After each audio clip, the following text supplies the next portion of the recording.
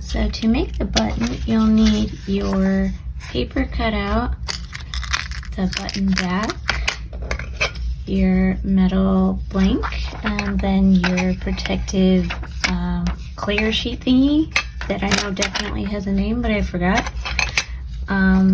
Acetate sheet, something like that.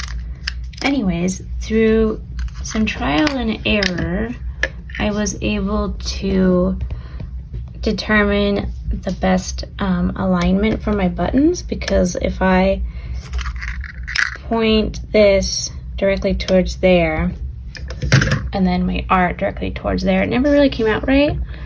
And I could always like change how that is aligned. They're slightly off, but I've found that it just works for me.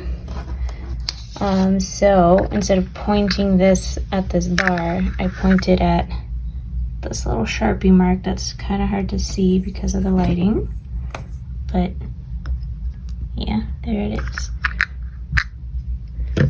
So you'll load it with the safety pin side facing down. I also wrote a note to myself to check the pin because sometimes they're installed like upside down or kind of wonky. I've even had one that was like backwards, so the safety pin was on this side and I just didn't notice, and I got my button real messed up.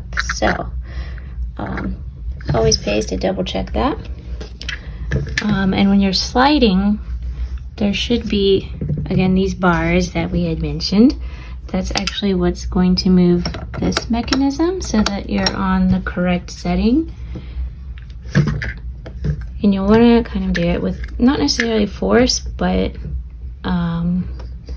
not lightly. You just wanted to get it enough that it'll turn. I think I already turned it, so that's why. Like such. And for this one, you can see this groove here, this ring. That is for your metal blank. That will go down. First, it doesn't really matter which way it faces. Next, you'll do your art. Make sure it's free of any dust or hairs or fibers. Having two dogs, it gets into some of my buttons, and then I have to set on my side as non-sellable product. Same with the clear.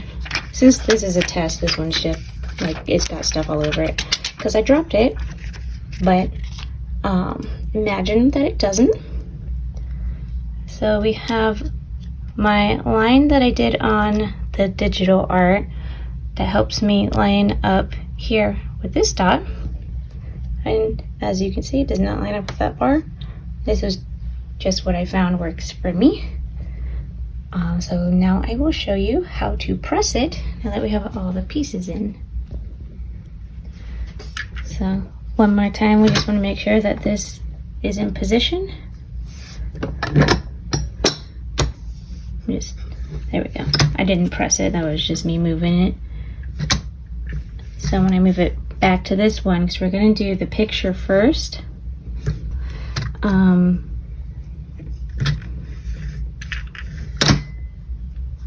So notice that it did move this piece.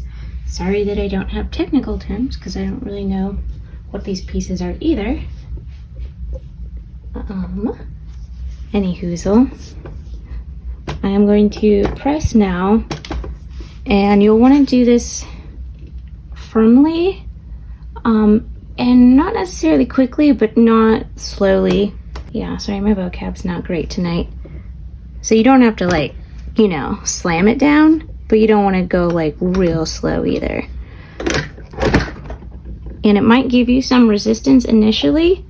Make sure you hold it until it's all the way down, because if you get sort of like a false press, then your button might be too loose and fall apart. So now that I've slid these things over, and this has toggled to the other pegs or what have you, I'm going to press it again, and that one didn't feel right, so let me do it again. If you feel a weird resistance, then something's going wrong. Because you'll feel sort of like give to it. Still being stuck on something. There we go. So that's what it should look like. So yeah, if it's giving you like a really hard stop, something is not lining up right. So just toggle it until you get that like nice compressed feeling. So there's our button. Yay.